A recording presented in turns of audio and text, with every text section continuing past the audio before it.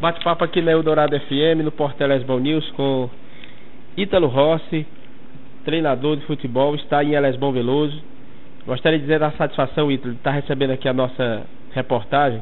E a princípio eu gostaria que você traçasse aqui um retrospecto, haja vista, afinal de contas você já foi, inclusive, jogador profissional, e eu gostaria que você abordasse aqui, no princípio, alguns clubes que você teve passagem, que você jogou.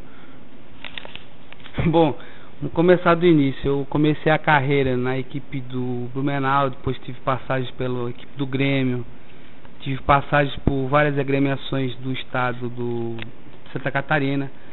O que acontece? O que acontece? É que a gente que mexe com o futebol, como é que eu vou lhe explicar a palavra? A gente é muito perguntado sobre o início de carreira. E eu, na minha carreira, graças a Deus, eu tive um início bom. Por quê?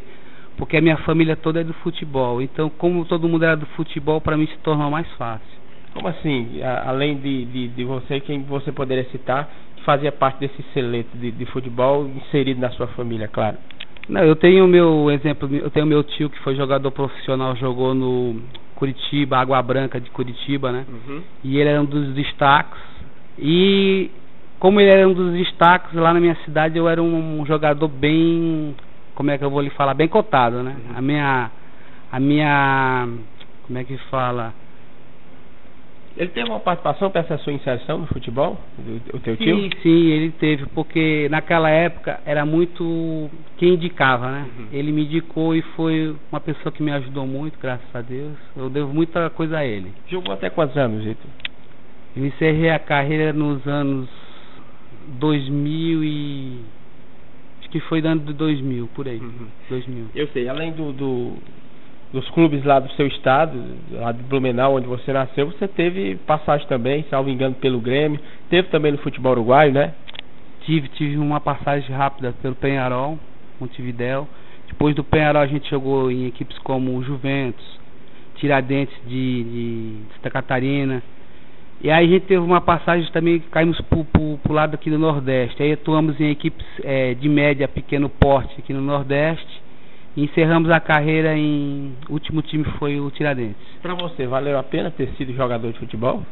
Bom, naquela época, nos anos 80, não era como hoje, né? Anos 80, você vê, não era mesmo que hoje em dia. Hoje em dia seria melhor para mim, né? Mas fazer o quê? É coisa que acontece, coisa da vida, a gente tem que passar por isso. Naquela época era outros tempos, né? Na tua opinião, o que é que provocou essas mudanças no futebol? Se for comparar o futebol de hoje aos da época dos anos 70, anos 80, enfim, Ítalo. Eu acho que hoje em dia o que vale mais é a propaganda. Tem muita propaganda, né, em jogos, né? E essas propagandas aí que colaboram com o orçamento dos clubes. Uhum. Esses altos salários de hoje que são pagos aí é muito, talvez seja um contraste da realidade da tua época, né? Sim, eu acredito que sim, porque na minha época os jogadores dificilmente tinham um carro. Hoje em dia é diferente. Uhum. E tua carreira enquanto treinador, quando é que ela começou? Eu gostaria que você fizesse uma análise desse trabalho, como é que vem sendo. Bom, eu iniciei minha carreira no Tiradentes, Santa Catarina, um clube que eu fui jogador. Aí eu comecei de grau a grau, devagar, com muita dificuldade, arrumando alguns clubes, né? Clubes profissionais, juvenis, etc, de base, né? Só que até hoje ainda não consegui. Eu acredito que eu devo ter alguma coisa melhor me esperando à frente, porque ainda não consegui treinar uma equipe de ponta, né? Uhum. Só equipes medianas. Você almeja isso ainda? Não, eu tô como é que eu falo? Eu tô no mercado, né? Eu sei. Tô cotado aí para ser auxiliar técnico de uma equipe de médio porte e estou aguardando. O que é que precisa para o treinador fazer parte de repente de uma equipe de ponta? Bom, eu vou falar as palavras do meu amigo Oliveira Canindé, né, que é o treinador do Esporte Clube Flamengo de Teresina, que é cearense. Uhum. Ele disse uma coisa para mim: professor, para o senhor arrumar um bom clube e se empregar, você precisa de títulos. Uhum. Títulos. Conseguindo títulos, não importa se é júnior, profissional, aí seu nome tá focado, né? Tá no alvo. Você pretende enriquecer, evidentemente, esse currículo, até um pouco acrescentar sua galeria em termos de título, né? Eu pretendo, porque ainda sou um treinador jovem, né? Ainda estou no início, tem muita coisa pela frente. Hoje o Ítalo está percorrendo praticamente o Brasil afora nesse trabalho? Não é bem assim. Eu trabalho mais nessa região aqui que eu falo aqui o norte do país, né? Eu trabalho mais nessa região de Pará, Maranhão, Piauí, Ceará, essa faixa. Hoje esse seu trabalho está centralizado na busca dessas promessas de jogadores que de repente venham a desfilar o bom futebol, não só no Brasil, mas quem sabe lá fora?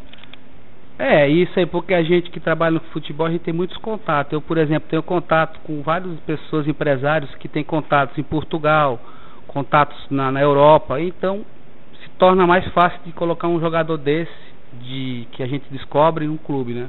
Por falar em Europa, você teve aí uma ida para a Bielorrússia. Eu gostaria de que você falasse aqui pra gente como é que foi essa experiência de treinar o Dinamo Minsk. Bom, essa experiência foi o seguinte: quem me arrumou esse trabalho lá foi um ex-jogador meu. Ele foi primeiro, fez os contatos, porque o pessoal tem muito interesse em futebol brasileiro lá, né? Lá o futebol brasileiro é muito valorizado. Ele teve uma temporada nesse clube e eles perguntavam: você não conhece algum treinador para ficar aqui passar uma temporada aqui dando alguma explicação pra gente, algum tipo um estágio, né? Eles me ofereceram, eu fui. Quem arrumou tudo isso pra mim foi meu empresário, né? E eu passei lá algum tempo, mas não, vou ser sincero, eu não gostei. Achei a comida um pouco diferente e não gostei. A língua também teve dificuldade? Muita, é muito difícil falar. E lá é complicado. Os camaradas falar português, fui pra lá, é difícil. Qual é a realidade do futebol lá da Bielorrússia? O público aprecia, Ítalo? Como é que é? O torcedor? Bom, vamos analisar assim. O futebol lá é como, vamos dizer assim, a terceira, não tem terceira, mas vamos dizer que é a terceira divisão de São Paulo. É um futebol muito assim, acanhado. É um futebol ainda que está no início, né? Não tem muita estrutura. Ítalo, e essa sua vinda aqui a Eles Bom Veloso, afinal que você está aqui no momento, qual é a finalidade, o objetivo da vinda a Eles Bom Veloso? Bom, é só para conhecer aqui o potencial dos jogadores, né? O nível dos jogadores, conhecer as instalações do estádio, que falaram que era um bom estádio, né? Aí me falaram que tinha alguns atletas assim, que talvez se encaixariam no perfil do que eu estou procurando.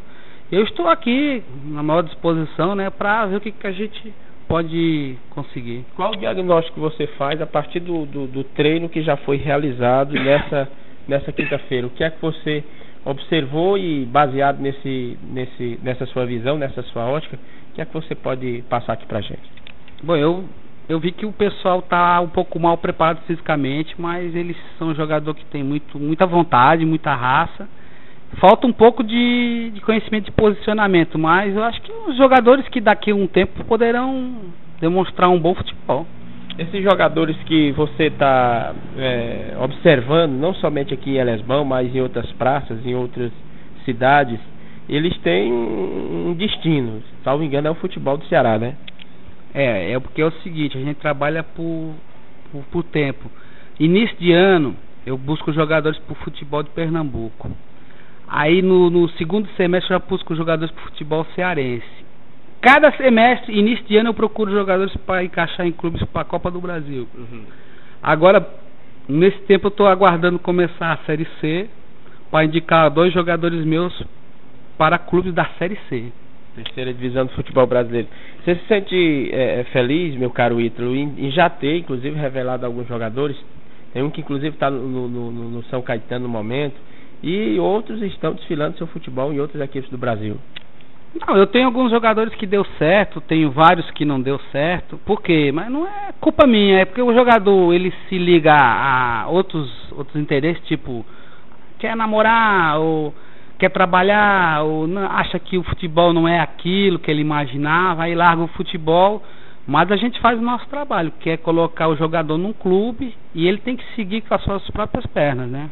Qual conselho tu dá para aquele jovem que está ouvindo aqui a gente agora pela Eldorado FM, essa molecada aí de 14, 15, 16 anos que vislumbra, quem sabe, ser um jogador de futebol? O que é que ele precisa ter acima de tudo?